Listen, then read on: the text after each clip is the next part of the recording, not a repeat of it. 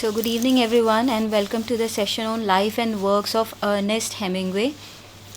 In today's session, we will look at the biographical sketch of Ernest Hemingway, and we will also be studying some of his important works. So, here I go. First of all, let us look at his life, right? So he was born on July 21 in the year 1899, and he died on July 2, 1961. Right? So and during this period of his life, he produced a lot of wonderful pieces of work which are masterpieces of literature. Now, what about the family he was born into? Ernest Hemingway जो हैं वो एक effluent conservative family में पैदा हुए थे. He was born to Edmunds Hemingway who was a physician, and his mother was Grace Hall, right, who was a musician. And see, both the parents, they had a lot of influence and impact on his life, more so his mother, and she is the one who introduced him to music. What about his writing career? How did it start? Right? So इन्होंने बहुत young age पे ही लिखना शुरू कर दिया. इनकी जो first stint थी राइटिंग के साथ में, वो स्टार्ट होती है एक न्यूज़पेपर के साथ में जिसका नाम था द कैंसस सिटी. इस न्यूज़पेपर के लिए उन्होंने एज अ रिपोर्टर काम किया था कुछ पीरियड ऑफ टाइम के लिए, right after his school. And इस न्यूज़पेपर की एक स्टाइल गाइड थी अपने रिपोर्टर्स के लिए, और ये जो स्टाइल गाइड थी उसका ह्यूज इम्पैक्ट रहा हेमिंगवे की राइटिंग स्टाइल पर. जो आप अभी हेमिंगवे की राइटिंग थियोरी जब पढ़ेंगे उसमें आपको देखने को और समझने को मिलेगी. तो ये एक बहुत इम्पॉर्टेंट पीरियड रहा हेमिंगवे की लाइफ के लिए, जिसने हेमिंगवे की राइटिंग को फर्दर शेप किया. ठीक है, ये जो यंग एज में उनको एक्सपीरियंस मिला इस न्यूज़पेपर के साथ में. इस न्यूज़पेपर का नाम आप याद रखेंगे. ठीक है, नेक्स्ट है कि क्या स्टाइल गाइड थी इस न्यूज़पेपर की. ठीक है, तो मैंने एग्जैक्टली ये स्टाइल गाइड रही थी. उसका जो एक मेन पॉइंट है वो मैंने यहाँ पर आपको प्रेजेंट किया है.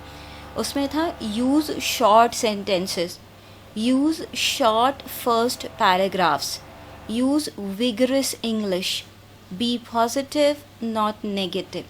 ठीक है, और जब इस न्यूज़पेपर के साथ काम करते हुए उन्होंने डिफरेंट स्टोरीज़ कवर की न्यूज़पेपर के लिए, तो ये स्टाइल गाइड के का जो एसेंस था, जो प्रिंसिपल था, वो उन्होंने एकदम इम्बाइब कर लिया.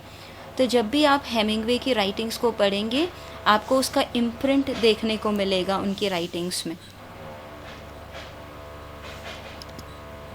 ठीक है, यहाँ पर क्योंकि हम बात कर रहे हैं कि किस तरीके से एक यंग एज पे Hemingway got introduce to writing and he wrote as a newspaper reporter when he started his career. तो उसके बाद में क्या हुआ, ये जो एक्सपीरियंस रहा, ठीक है, कैंसस न्यूज़पेपर के साथ उनका, उसके बाद उन्होंने एक अपनी राइटिंग थियोरी इवॉल्व की. उस राइटिंग थियोरी को कहा जाता है आइसबर्ग थियोरी और थियोरी ऑफ ओमिशन. ये दोनों नाम आपको याद रखने हैं, दोनों एक ही हैं, आइसबर्ग थियोरी और थियोरी ऑफ ओमिशन. ठीक है, इसीलिए मैंने ये इमेज भी दी है, याद रहेगा. नाम अगर नहीं याद आ रहा होगा तो कुछ इमेज तो याद आएगी.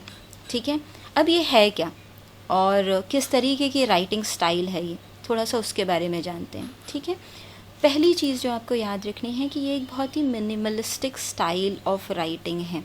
ठीक है, मिनिमलिस्टिक स्टाइल का मतलब होता क्या है? मिनिमलिस्टिक स्टाइल का मतलब होता है कि आप राइटिंग एलिमेंट्स जो हैं, डिफरेंट राइटिंग एलिमेंट्स हैं, वो कम से कम यूज़ करते हैं. आप बहुत ज़्यादा डिटेल्स में नहीं जाते हैं. जो मिनिमलिस्टिक राइटिंग स्टाइल होती है उसमें एक्सेसिव डिटेल्स नहीं होती हैं. ठीक है, और अर्नेस्ट हेमिंगवे क्या बोलते हैं, he says that focus on surface elements without explicitly discussing underlying themes. तो उनकी जो भी राइटिंग है उसमें आपको क्या देखने को मिलेगा? आपको देखने को मिलेगा कि जब भी कोई नैरेटिव वो वीव कर रहे हैं तो उसमें वो जो सरफेस एलिमेंट्स हैं उस पर पूरा फोकस रहता है, और जो अंडरलाइंग थीम्स हैं उस पर वो डिस्कशन और कमेंट्री करना अवॉइड करते हैं। ठीक है, अभी एक शॉर्ट स्टोरी है, जब मैं आपको उसके बारे में बताऊंगी तो मैं बताऊंगी कि किस तरीके से उसमें आइसबर्ग थ्योरी यूज़ की है हेमिंग्वे ने। अभी आप इतना याद रखिए कि इस थ्योरी ऑफ ओमिशन में वो ओमिट क्या कर रहे हैं। थ्योरी ऑफ ओमिशन में वो एक्सेसिव डिटेल्स ओमिट कर रहे हैं। ठीक है, वो अंडरलाइंग थीम्स को डिस्कस ज़्यादा नहीं कर रहे हैं, और उनकी राइटिंग का फोकस किस चीज़ पे है? नैरेटिव के सरफेस एलिमेंट्स को डिस्क्राइब करने में। ठीक है, और उन एलिमेंट्स को भी जब वो डिस्क्राइब कर रहे हैं तो बहुत ही शॉर्ट सेंटेंसेस यूज़ कर रहे हैं। कॉम्प्लेक्स सेंटेंसेस बहुत कम देखने को मिलेंगे, बहुत लंबे लंबे पैराग्राफ्स देखने को नहीं मिलेंगे। तो बहुत ही आप कह सकते हैं बहुत ही कंसाइज स्टाइल ऑफ राइटिंग है थ्योरी ऑफ ओमिशन। ठीक है, उसके बाद में हम पढ़ते हैं कि कब कैसे हेमिंग्वे ने ये स्टाइल डेवलप किया। तो क्या है कि वो एक शॉर्ट स्टोरी पे काम कर रहे थे। The title of the short story was out of season. Okay, out of season. तो इस शॉर्ट स्टोरी पे काम करते हुए ही develop this style. Okay, and उन्होंने एक ऐसे भी लिखा है जिस ऐसे का नाम है The Art of the Short Story. Right, he has written a piece of essay which is titled The Art of the Short Story, and in that piece, in that essay, he has summed up the entire theory of omission or iceberg theory. So whatever I explained to you just now, which is about the minimalistic style, using simple sentences, keeping the paragraph short, focusing on the surface elements, and omitting excessive details and underlying themes, right? So this is what he has discussed in great details in his essay which is titled The Art of the Short Story. क्या आपको iceberg theory यहाँ पर clear हुई है? Shall I proceed? Yeah, sure, ma'am. Okay. Here I have, see, in The Art of the Story, I have taken an excerpt from that, which I'll just read out for you. In The Art of the Short Story, he writes, "A few things I have found to be true. If you leave out important things or events that you know about, the story is strengthened. If you leave or skip something because you do not know it, the story will be useless." So what is he saying? How is he explaining his theory of omission? He is saying that you know about things, you know about events, and you deliberately omit them. So when you deliberately omit those details, the story gets strengthened, right? So this is what he has explained in The Art of the Short Story. Next is, by this time you have clearly understood that he was a master storyteller who developed his own theory, which is called the iceberg theory or the theory of omission, which is all about minimalistic style of writing, right? So what kind of short stories has this master storyteller written? Let's look at that. So here I am introducing you to his 3 story collections. उनके 3 short stories के collections हैं, volumes हैं। इन तीनों volumes के नाम आपको याद होने चाहिए, ये एग्जामिनेशन पॉइंट ऑफ व्यू से बहुत इंपॉर्टेंट हो जाते हैं। पहला शॉर्ट स्टोरी कलेक्शन है इनका मेन विदाउट वुमेन। ठीक है, main without women. Next short story collection है द 5th कॉलम। इसी से मिलते जुलते नाम का उन्होंने एक प्ले भी लिखा है, इसलिए कंफ्यूज मत होइएगा। ये है the 5th column. Okay, and एक और स्टोरी कलेक्शन है उनका फर्स्ट 49 स्टोरीज़। कितनी स्टोरीज़? 49 स्टोरीज़। 49 क्या है? 1 शॉर्ट ऑफ 50। ठीक है, ये याद करने का तरीका है। फर्स्ट 49 स्टोरीज़, ये 3 इनके शॉर्ट स्टोरी के कलेक्शंस हैं। इसी ऑर्डर में उन्होंने लिखे और वो पब्लिश हुए, तो ये ऑर्डर भी आप याद रखिएगा। ठीक है, कभी कभी एग्ज़ाम में ऐसे आ जाता है कि किसी ऑथर के बारे में कुछ कुछ डिटेल्स मेंशन्ड होती हैं, ठीक है, और आपसे पूछा जाता है कि उस राइटर को आइडेंटिफाई करें, ठीक है। तो और वो जो डिटेल्स दी जाती है ना, वो बहुत सरफेस लेवल की डिटेल्स नहीं होती हैं, वो जिसने डिटेल में स्टडी किया है वही आंसर कर पाएगा। तो इसलिए आप सिर्फ हेमिंगवे की नॉवेल्स पे फोकस मत करते रहिए, वो एक मास्टर स्टोरी टेलर भी रहे हैं, ठीक है। उन्होंने एक उनकी लेगेसी है, एक थियोरी ऑफ ओमिशन के फॉर्म में उन्होंने एक राइटिंग स्टाइल दी है राइटिंग फ्रेटर्निटी को। तो उनकी शॉर्ट स्टोरीज़ भी बहुत इम्पॉर्टेंट है। तो यहाँ पर मैंने आपको इंट्रोड्यूस किया उनके शॉर्ट स्टोरीज़ के 3 वॉल्यूम से, जिसका नाम आपको याद रखना है। उसके बाद में कुछ शॉर्ट स्टोरीज़ के टाइटल्स भी मैंने यहाँ इंक्लूड किए हैं जो इम्पॉर्टेंट हैं, ठीक है। एक शॉर्ट स्टोरी जो उनकी बहुत पॉपुलर है वो है हिल्स लाइक वाइट एलिफेंट्स, ठीक है। क्या नाम है? Hills like white elephant. बहुत पॉपुलर शॉर्ट स्टोरी है उनकी।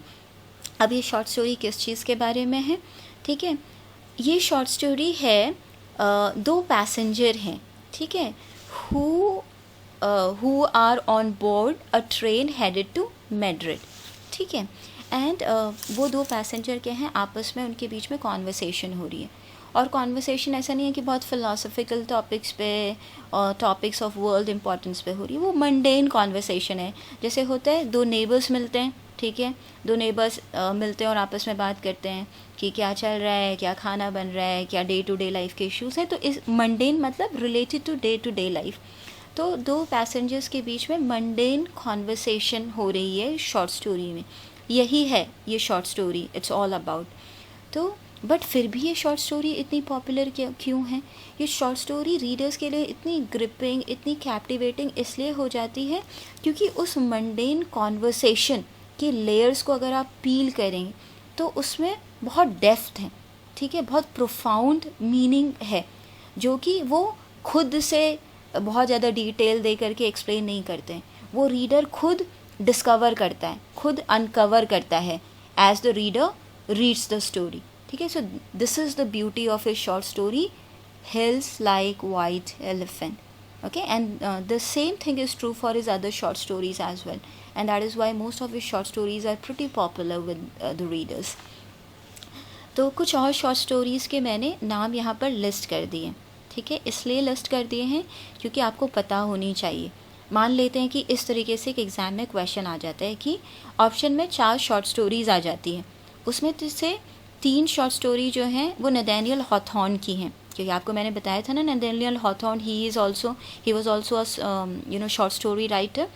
और 3 स्टोरी मान लेते कि नथानियल हॉथॉर्न की है, उसमें से ऑप्शन में से सिर्फ एक स्टोरी अर्नेस्ट हेमिंगवे की है, ठीक है। और पूछा जाए कि which of the following short story was written by Ernest Hemingway, तो कैसे बताओगे अगर आपको पता ही नहीं है कौन सी शॉर्ट स्टोरी लिखी है उन्होंने। तो इसलिए ये कुछ पॉपुलर शॉर्ट स्टोरीज़ हैं, let me read them out for you. The Indian camp, ठीक है, बहुत पॉपुलर शॉर्ट स्टोरी है। सेकेंड है the end of something, okay, the end of something. उसके बाद और एक बहुत ही पॉपुलर शॉर्ट स्टोरी है इनकी, big two hearted river. Big two hearted, थोड़ा स्ट्रेंज सा नाम है ना कि बिग टू हार्टेड रिवर कैसे, ठीक है, big two hearted river. Next है the green hills of Africa. Ernest Hemingway जो है ना, उनको एक्सपेडिशन का, एक्सप्लोरेशन का बहुत शौक़ था। तो जब आप उनकी लाइफ के बारे में पढ़ेंगे तो आप देखेंगे कि whenever he could spare some time he will embark on some journey with his friends, ठीक है। तो इसलिए उनकी कुछ शॉर्ट स्टोरी जो हैं उनकी उन एक्सपीरियंसेस से भी इंस्पायर्ड होती हैं। तो the green hills of Africa एक शॉर्ट स्टोरी है उनकी। फिर है the snows of Kilimanjaro, okay, the snows of Kilimanjaro, ये भी बहुत पॉपुलर शॉर्ट स्टोरी है। और फिर है the short happy life of Francis Macomber, the short happy life of Francis Macomber. तो ये कुछ शॉर्ट स्टोरीज़ के नाम आपको याद रखने हैं। मैंने आपका काम आसान कर दिया है, बल्क में पढ़ने की जगह आपको कुछ मैंने शॉर्ट स्टोरीज़ जो इम्पॉर्टेंट हैं उनके नाम यहाँ पर एक साथ दे दिए, ठीक है, कह सकते हैं अंडर वन रूफ, तो याद इनको रखिएगा। अब मैंने क्या किया है, इंडियन कैंप से एक छोटी सी कुछ लाइन्स उठाई है, ठीक है, which I am reading out for you. In the early morning on the lake, sitting in the stern of the boat with his father rowing, he felt quite sure he would never die. See how impressive these lines are. He felt quite sure he would never die. ठीक है, तो बहुत ही captivating story है Indian camp Hemingway की, और बहुत important है, तो याद रखिएगा. अब जो है आपको एक कैरेक्टर देखने को मिलेगा. वो कैरेक्टर है निक एडम्स का. हेमिंगवे की शॉर्ट स्टोरीज़ में एक कैरेक्टर आता है, सारी शॉर्ट स्टोरीज़ में नहीं, बट उसकी कई शॉर्ट स्टोरीज़ में निक एडम्स का कैरेक्टर आया है. ठीक है, तो सिर्फ आपको एक आइडिया देने के लिए इस फिक्शनल कैरेक्टर को मैंने एक चेहरा दे दिया है. ठीक है, तो ये मैंने यहाँ पर कुछ शॉर्ट स्टोरीज़ लिस्ट करी हैं जिसमें कि निक एडम्स का कैरेक्टर आता है. ठीक है, इनका एक हेमिंगवे का एक शॉर्ट स्टोरी कलेक्शन का वॉल्यूम्स जिसमें कि निक एडम्स अपीयर हुए हैं. ठीक है, short stories of Nick Adams करके पब्लिश हुआ था पोस्ट्यूमसली. ठीक है, तो उसमें कुछ 24 या 28 के आसपास शॉर्ट स्टोरीज़ हैं. ठीक है, तो उसमें से जो कुछ पॉपुलर शॉर्ट स्टोरीज़ हैं ना, वो मैंने यहाँ आपके लिए लिस्ट कर दी हैं. तो कौन कौन सी हैं? इंडियन कैंप अभी मैंने आपको पहले ही बता दिया है, जिसमें कि कुछ लाइंस भी मैंने अभी आपको पढ़ के बताई. 10 इंडियंस. ठीक है, the Indians moved away.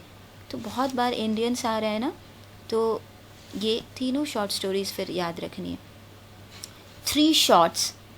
The end of something. ये द एंड ऑफ समथिंग ये भी बहुत पॉपुलर है. इसमें क्या होता है कि जो निक एडम्स, ये देखो, ये जितनी भी शॉर्ट स्टोरीज़ हैं ना, इन सभी में निक एडम्स का कैरेक्टर अपीयर होगा.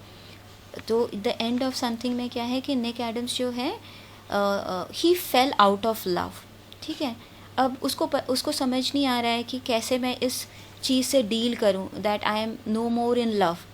और तो ये उसी एक्सपीरियंस को बताती हुई कहानी है द एंड ऑफ समथिंग. ज़्यादातर शॉर्ट स्टोरीज़ आपको किसके बारे में, ज़्यादातर कहानी आपको किसके बारे में मिलती हैं? About falling in love. But the end of something किसके बारे में है? Nick Adams falling out of love and how he dealt with this strange feeling he was grappling with. उसके बाद है the last good country. The last good country, crossing the Mississippi. ठीक है, crossing the Mississippi. उसके बाद है night before landing. Okay, which night? Night before landing. फिर है द समर पीपल. कैसे याद रखेंगे समर पीपल? ठीक है, समर पीपल क्या होते हैं? आप समर पीपल किसको बोलोगे? समर पीपल हम यूजुअली बोलते हैं हैप्पी गो लकी फोक्स, है ना. तो ये जो है the summer people, it is not about happy go lucky folks, but ये एक तरीका है जिससे आप याद रख सकते हैं. उसके बाद है an Alpine idyll. An Alpine idyll. Okay, फिर है fathers and sons. D.H. Lawrence का आपने नॉवल पढ़ा हुआ है, कौन सा नॉवल है?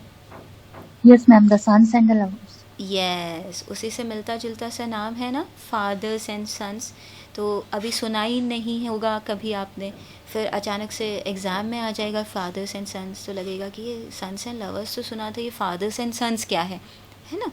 तो ये एक शॉर्ट स्टोरी है जिसमें निक एडम्स का कैरेक्टर अपीयर होता है. किसने लिखी है? हेमिंगवे ने. ठीक है, फिर नेक्स्ट है the wedding day. The wedding day. और उसके बाद है the light of the world. The light of the world. And एक और शॉर्ट स्टोरी जो इम्पोर्टेंट है वो है इन अनदर कंट्री. इन अनदर कंट्री. आप इसको थोड़ा सा ऐसे भी याद रख लो कि इन अनदर कंट्री, क्योंकि इंपॉर्टेंट शॉर्ट स्टोरी मैं थोड़ा सा बता रही हूँ आपको हेमिंगवे की लाइफ के बारे में, जिससे आप रिलेट करके याद रख सकते हो. आप हेमिंगवे जानते हो कि वो लॉस्ट जनरेशन से जुड़े हुए माने जाते हैं. लॉस्ट जनरेशन हमारी 1930s एंड 40s में बहुत एक्टिव थी. ये वो लोग थे जिन्होंने फ़र्स्ट वर्ल्ड वॉर देखा था. बहुत सारे ऐसे लोग थे जो फर्स्ट वर्ल्ड वॉर से जुड़े हुए थे. ठीक है, और ये कम्प्लीटली डिसल्यूशन्ड हो गए थे. तो हेमिंगवे भी जो थे उन्होंने खुद फर्स्ट वर्ल्ड वॉर में, मतलब he participated in that and he got injured in that. And he also covered as a reporter the Spanish Civil War. So he had seen war. He had seen the horrors of war. ठीक है, उसके बाद में क्या हुआ कि American होते हुए भी उन्होंने बहुत टाइम पेरिस में गुजारा, क्योंकि बहुत सारे अमेरिकन राइटर्स थे और स्पेशली लॉस्ट जनरेशन के, जिनका कि हब जो था वो पेरिस था, तो पेरिस में मिलते थे। देवर अमेरिकन एक्सपैट्रिएट्स। तो आप वहाँ इस हेमिंगवे के इस लाइफ एक्सपीरियंस से आप रिलेट कर सकते हो कि he had the experience of living in another country, so how he might have struggle there, what must had his experiences been, है ना। तो इस तरीके से आप याद रख सकते हैं इन अनदर कंट्री। सारी शॉर्ट स्टोरीज़ हैं जिसमें निक एडम्स का कैरेक्टर है। फिर है थोड़ा सा हेमिंगवे को एज अ पर्सन आप अब थोड़ा बहुत समझ पा रहे हैं, ठीक है। अब हेमिंगवे को एज अ पर्सन थोड़ा और समझ लेते हैं, ठीक है। तो बहुत ही एडवेंचरस थे हेमिंगवे। अब एडवेंचरस इंसान कैसा होता है कि घर पे तो सिर्फ बैठ नहीं सकता, बहुत सारे फ्रेंड्स होते हैं। तो ये भी ऐसे ही थे, बहुत सारे इनके फ्रेंड्स थे। इनके फ्रेंड्स में इनकी मेंटोर का नाम जानते हैं आप कौन है? जब मैंने लॉस्ट जनरेशन पढ़ाया था आपको तब मैंने बताया था, कोई बता पाएगा?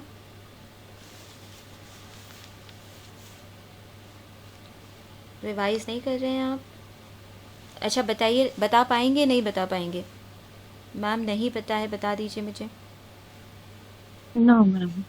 ठीक है, नेक्स्ट टाइम से आप Gertrude Stein. Gertrude Stein. Yes, she was his mentor.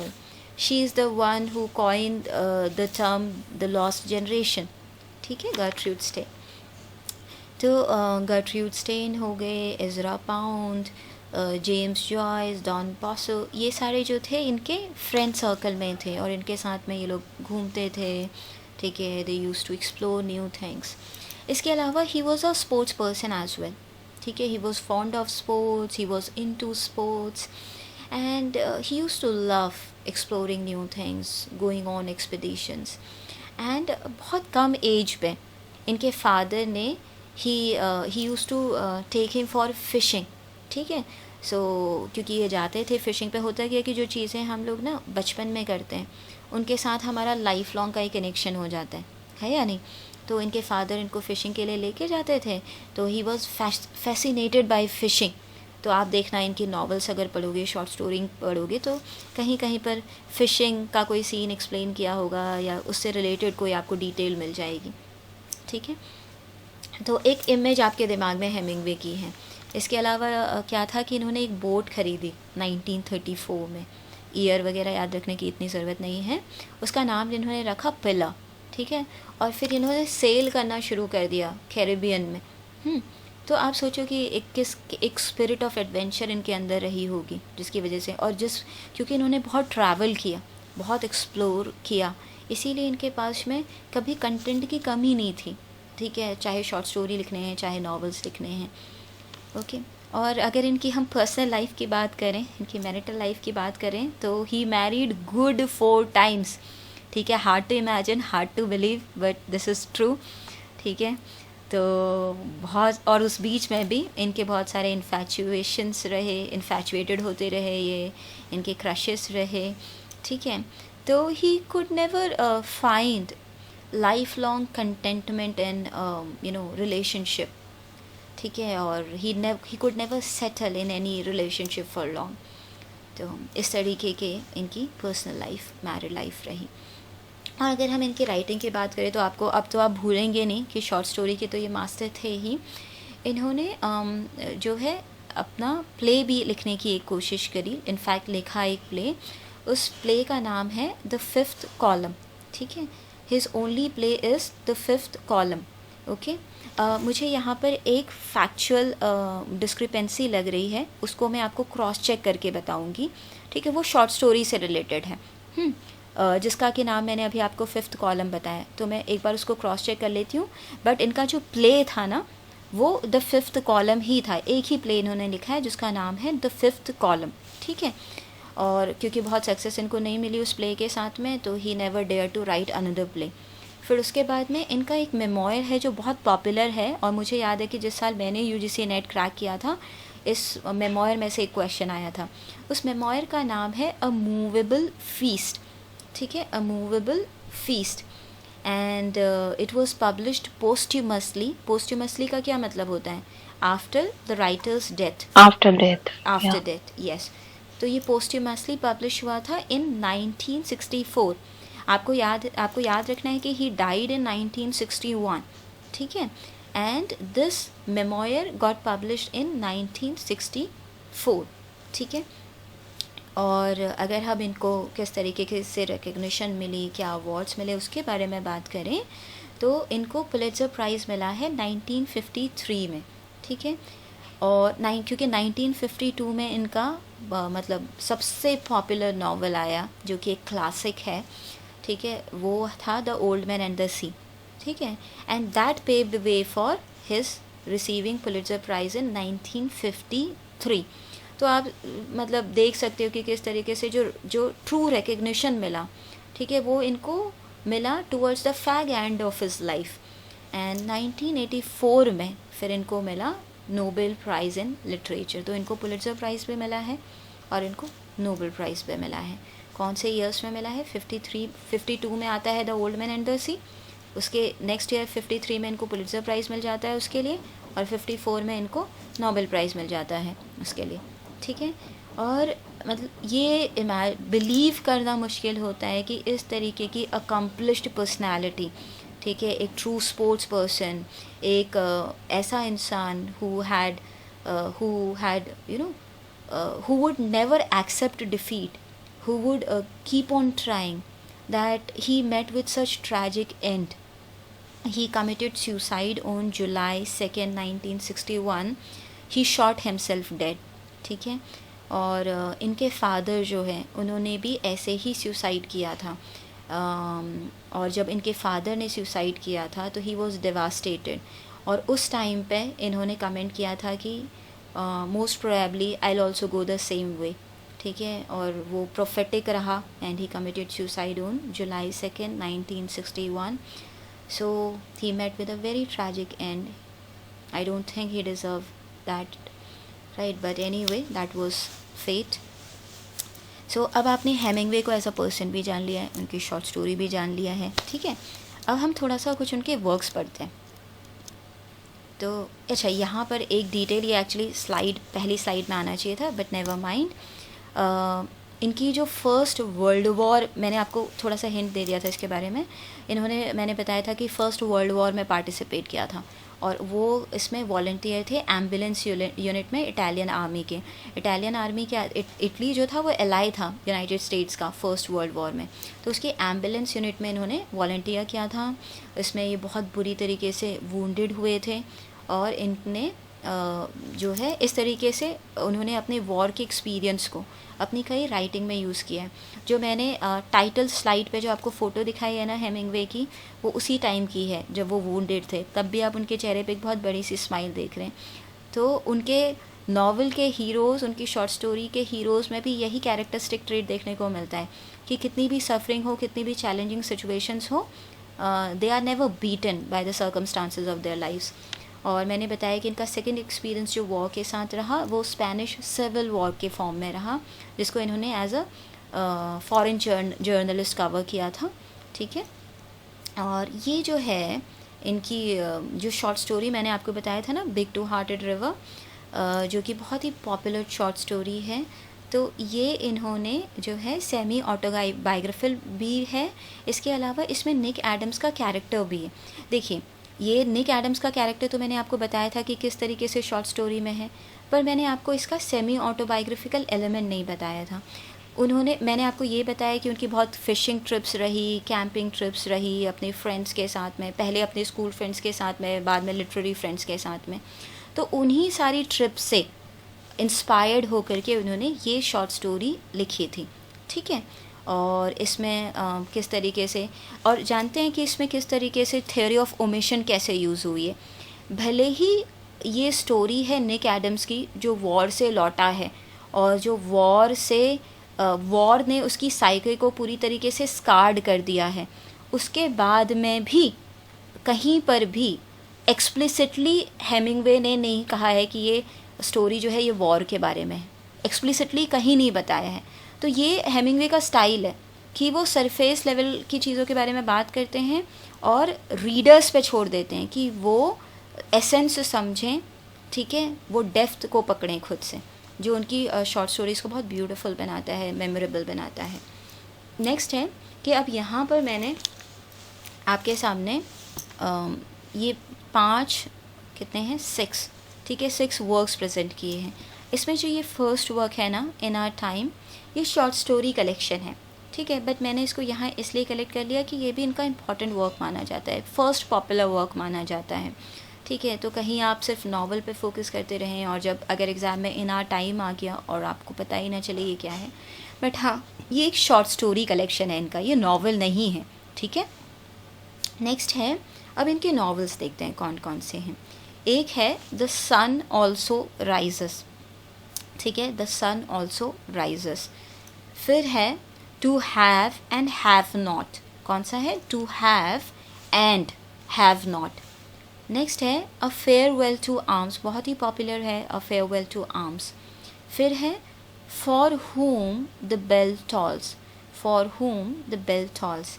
And finally जो उनका लास्ट सबसे पॉपुलर वर्क जो रहा वो है the old man and the sea, ठीक है, जिसकी मैंने बताया कि किस तरीके से इनको फिर पुलिट्ज़र प्राइज़ मिला, फिर नोबेल प्राइज़ मिला, ओके।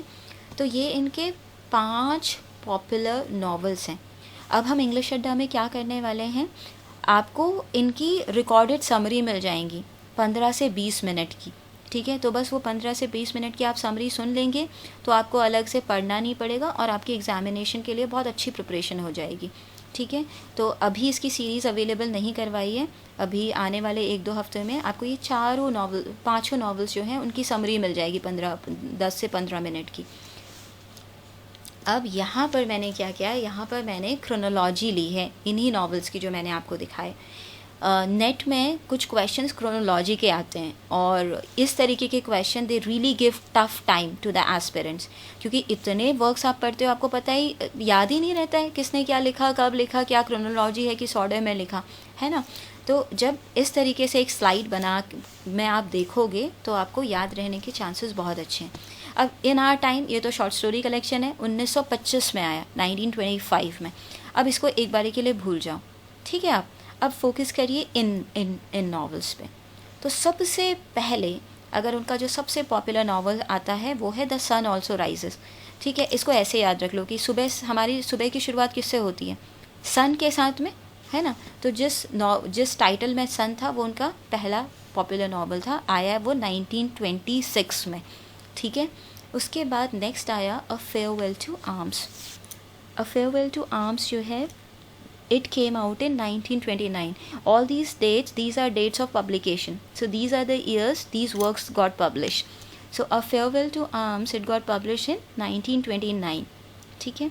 So 20s में कितने वर्क आए उनके, 3 works। 25 में In Our Time, which is a short story collection. In 1926 The Sun Also Rises, and in 1929 A Farewell to Arms, ठीक है। नेक्स्ट है, अब नेक्स्ट जो वर्क आता है that is in 30s, okay, and 30s में भी in the last decades, okay, 1937 में। And which was that novel was to have and have not, okay, 1937। बस एक ही नॉवल आता है 1930s में। फिर फाइनली आता है 1940s में, ओके। 1940s में जो आता है उसका नाम है, वो है for whom the bell tolls, for whom the bell tolls। it got published in 1940। And finally एक ही नॉवल 40s में आया फिर, और फिर 50s में कौन सा आया, the old man and the sea, and it came out in which year, 1952। इसका ईयर आपको याद रखना है, वैसे ईयर आपके सबको याद रखना है, ठीक है। अब क्रोनोलॉजी क्लियर है सारे वर्क्स की, यस मैम, है ना। Yes, ma'am. अब देखिए कोई कन्फ्यूजन नहीं होगी एग्ज़ाम में, अब वर्क्स भी पता चल गए और क्रोनोलॉजी भी पता चल गई, है ना। अब यही अप्रोच यूज़ करना है और राइटर्स के साथ में भी। और जहाँ तक समरी का सवाल है, मैंने आपको बता दिया कि हम अवेलेबल करवा देंगे आपको रिकॉर्डेड फॉर्म्स में। नेक्स्ट है, अब इनके पॉपुलर नॉवेल्स को हम एट अ ग्लांस देखेंगे, ठीक है। सबसे पहले लेते हैं the sun also rises. Sun also rises की थीम क्या है, ये बुल्स एंड बुल फाइटिंग पर बेस्ड है, ठीक है। और इसमें क्या होता है कि जो अमेरिकन एंड ब्रिटिश एक्सपैट्रिएट्स थे, एक्सपैट्रिएट्स कौन होते हैं, जो अपनी कंट्री को छोड़ करके कुछ टाइम के लिए दूसरी कंट्री में रहते हैं, ठीक है, ये सब लोग क्या करते हैं, पेरिस जाते हैं, which was the centre of the lost generation writers, और वहाँ जाते हैं ये फेस्टिवल अटेंड करने, सैन फर्मिन का फेस्टिवल, जहाँ पर क्या होता है, जहाँ पर बुल रेसिंग होती है, बुल फाइट्स होती है, ठीक है, और बहुत ही पॉम्प एंड शो के साथ ये फेस्टिवल मनाया जाता है, ठीक है। तो मैंने आपको बताया कि किस तरीके से मतलब he was fascinated with animals and bull fighting जो थे, he was really fascinated with that, so it is I mean it is plausible that he wrote one novel revolving around bull and bull fighting, ठीक है। Next is a farewell to arms.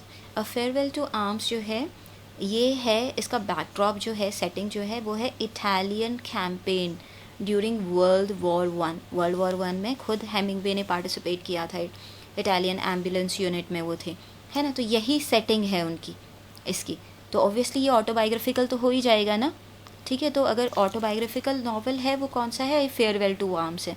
और short stories में कौन सा था, to hearted river वाला जो था वो शॉर्ट स्टोरी, ठीक है। इट टेल्स स्टोरी ऑफ किसकी, कौन है character, Frederick Henry, who served as lieutenant in the ambulance corps of the Italian army, जैसे कि हेमिंगवे ने किया था, ठीक है। तो काफ़ी ऑटोबायोग्राफिकल एलिमेंट्स इसमें देखने को मिलते हैं, बहुत पॉपुलर है और बहुत ही मार्मिक तरीके से, बहुत ही प्रोफाउंड तरीके से वर्ल्ड वॉर के हॉरर्स आप इसमें को देखने को आपको मिलेगा इस नॉवेल्स में। नेक्स्ट है to have and have not. किसी भी नावल की सेटिंग इम्पॉर्टेंट होती है, तो आपको सारे नॉवेल्स की सेटिंग पता होनी चाहिए। ये सेट हुआ है यूनाइटेड स्टेट्स में और इसके बैकड्रॉप में है ग्रेट डिप्रेशन ऑफ 1930s। और ग्रेट डिप्रेशन ऑफ 1930s में कहानी है ये हैरी मॉर्गन की। हैरी मॉर्गन कौन थे, अ फिशिंग बोट कैप्टन। मैंने कहा था ना किसी न किसी तरीके से फ़िशिंग से रिलेटेड कोई ना कोई चीज़ आ ही जाएगी हेमिंगवे की स्टोरीज़ नॉवेल्स में। तो यहाँ पर हैरी मॉर्गन जो हैं वो फ़िशिंग बोट कैप्टन हैं, ठीक है, के वेस्ट फ्लोरिडा में। और 1930s का जो इकोनॉमिक डिप्रेशन है, इसने क्या किया, इसकी वजह से he went through a lot of economic crisis, जिन सिचुएशन ने उनको फोर्स कर दिया to turn towards crime for his survival, ठीक है। ये इस तरीके की स्टोरी है to have and have not की। फिर है for whom the bell tolls. For whom the bell tolls ये भी बहुत पॉपुलर नावल है हेमिंगवे का। ये स्टोरी है एक अमेरिकन वॉलंटियर की जिनका नाम है रॉबर्ट जॉर्डन, ठीक है, जो कि रिपब्लिकन गुरिल्ला यूनिट में रहे during the Spanish civil war. फिर हेमिंगवे ने और अपने एक्सपीरियंस को यूज़ किया, ठीक है, अपने लाइफ एक्सपीरियंस से रॉ मटेरियल निकाला इस नावल का, ठीक है, क्योंकि मैंने बताया था कि कैसे उन्होंने स्पेनिश सिविल वॉर कवर की थी। तो उसका एक्सपीरियंस उन्होंने कौन सी स्टोरी में, कौन सी नावल में यूज़ किया, for whom the bell tolls, ठीक है। एंड फाइनली उनका जो लास्ट जो नावल आया, ठीक है, वो है the old man and the sea. आप लोगों में आपने पढ़ा भी होगा, ये इस तरीके का वर्क है कि अगर आपने नहीं पढ़ा तो फिर आपने एक बहुत इम्पॉर्टेंट मास्टरपीस मिस कर दिया, इसको ज़रूर पढ़िए। ये इसकी सेटिंग है गल्फ स्ट्रीम के कोस्ट क्यूबा की। और ये किसकी स्टोरी है, ये एक ओल्ड मैन की स्टोरी है जिसका नाम सेंटियागो है, डियर सेंटियागो, ठीक है। एंड एक बच्चा है, एक यंग बॉय है जिसका नाम मेनोलिन है, who is very fond of Santiago. And एक जायंट फिश है मार्लिन, ठीक है। तो ये जो फ़िश है मार्लिन किस तरीके से कई दिनों तक सेंटियागो को कोई फ़िश नहीं कैप्चर कर पाता है, एंड लोग उसको समझने लगते हैं कि ये जो है he is a bad woman, that he is very unlucky, and people start avoiding him, but Manolin he always visit Santiago. और फिर किस तरीके से he finally got to capture Marlin.